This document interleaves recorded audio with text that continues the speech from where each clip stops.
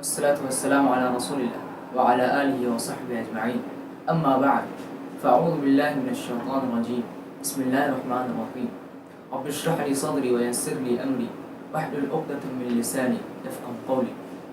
Respected elders and my dear brothers and sisters, I welcome all of you with Islamic greetings. Assalamu alaikum wa rahmatullahi wa barakatuh. May the peace, mercy and blessings of Allah subhanahu wa ta'ala be upon all of you.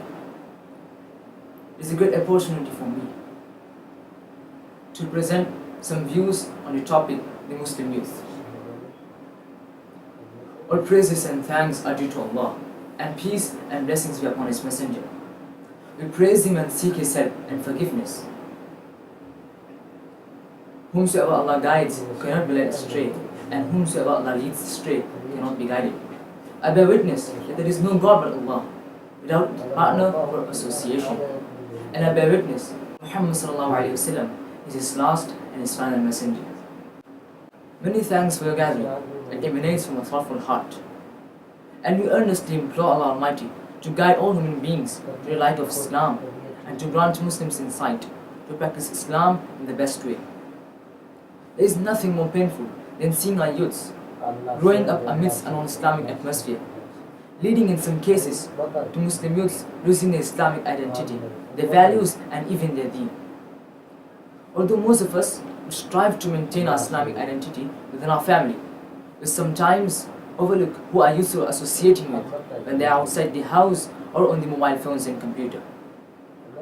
Islam has given us a roadmap to navigate through our lives in order to succeed both in this world and in the hereafter. We must always abide by the Islamic Sharia in all aspects of our lives and choose the right friends, which is not an exception. Maintaining a correct atmosphere is vital for a Muslim to be able to avoid deviation from the right path. The type of atmosphere that exists among some of the youths today is corrupt, where the topics of discussion usually revolve around the opposite sex and showing off to each other. This type of atmosphere only serves to agitate the nafs of people and can potentially lead them further away from Islam. It was noted that the Prophet ﷺ said, "The example of a good companion in comparison with a bad companion is like that of a perfume seller and the blacksmith's bellows. From the perfume seller, you will either buy a perfume or enjoy its good smell, while the bellows will either burn your clothes or you will get a bad nasty smell thereof." Islam recognizes that friends have an influence and can affect the strength of the relationship with Allah subhanahu wa ta'ala. The Prophet ﷺ said in the hadith of Tirmidhi, "Ar-rajulu ala dini khalilihi." A person follows the deen, the way of life of his close friend. فَلْيَنْظُرْ أَحَدُكُمْ عَلَى مَنْ يُخَالِيلُ. So therefore let each of you look carefully at whom he chooses for friends. A Muslim should choose friends who will advise him and remind him of Allah subhanahu wa ta'ala, rather than lure him to the path of shaitan. It is therefore important for a Muslim to choose good friends. The love between two friends should be such that they will confide in each other, help each other in times of need and difficulty, and strengthen each other's commitment to the deen of Allah subhanahu wa ta'ala. The Prophet ﷺ encouraged Muslims who have love for each other not to keep it to themselves. Loving friends for the sake of Allah subhanahu wa ta'ala means that we will undertake actions to help a friend or further our relationship with them, even for the sake of Allah subhanahu wa ta'ala, even though they may go against our personal interest. Prophet ﷺ said, "Whosoever would like to taste the sweetness of Iman, then let him love a person only for Allah's sake." It is important to conceal the faults of a friend, but this does not mean that you ignore them. It means that you advise our brothers of their faults in private and help them overcome their shortcomings. Abu Hurairah radiallahu anhu narrated that the Prophet ﷺ said, "Whoever conceals the faults of a Muslim, Allah subhanahu wa ta'ala will conceal his faults in this world and in the hereafter." Allah subhanahu wa ta'ala is at the back of a servant as long as the servant is at the back of his brother. The relationship of friendship is like a trust, as a Muslim is trustworthy and not deceitful. He does not betray nor backbite. In reality, this makes the relationship between friends in Islam more stronger than mere friendship. Allah subhanahu wa ta'ala says in the glorious Quran, in Surah Hujurat, chapter number 49, verse number 12, Ya ayyuhalladhina amanu, O you who believe, ijtanibu kathiran min adh-dhann, avoid much suspicions. Inna ba'd adh-dhanni ithm, indeed some suspicions are sins.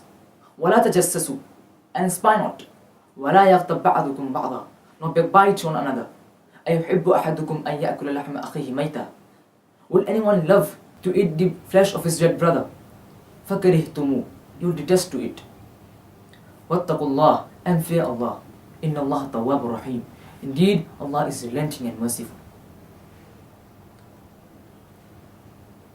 As Muslims living in this country, India, we interact with non-Muslims on a daily basis. Whether at school, at college, at work, at universities, or at society in large. It is incorrect for us to cut ourselves completely from them and live in isolation. But we should aim at building relationships with them in order to give them da'wah to embrace Islam. It is important to remind ourselves of a purpose in this life, that we have to carry Islam to everybody and show them the right path, to rid themselves of the misery of man-made systems, thereby achieving the pleasure of Allah subhanahu wa ta'ala. We have to be aware of a purpose in this life and what may influence our adherence to Islam.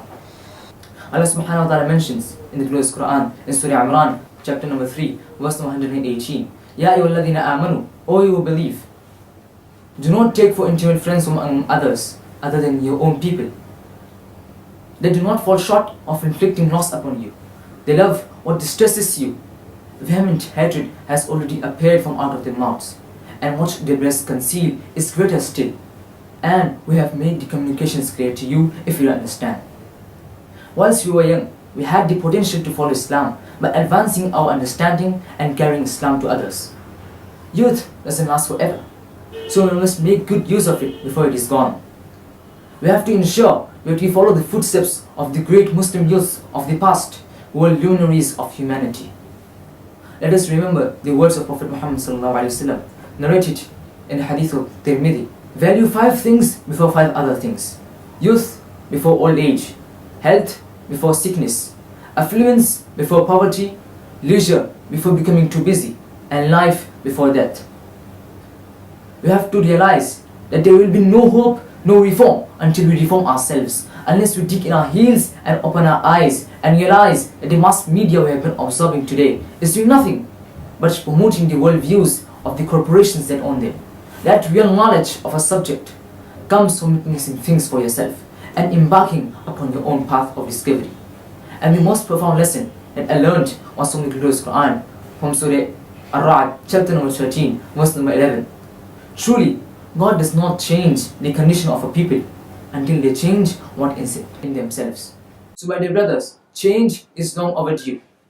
But tonight, I want everyone to ask themselves a question. Are we ready to change ourselves? May Allah subhanahu wa ta'ala grant us with good and righteous friends and help them in carrying Islam to others. And the shade of Khulafa al-Rashideen. Ameen. Wa akhiru da'wana alhamdulillahi rabbil alameen. Wassalamu alaikum wa rahmatullahi wa barakatuh.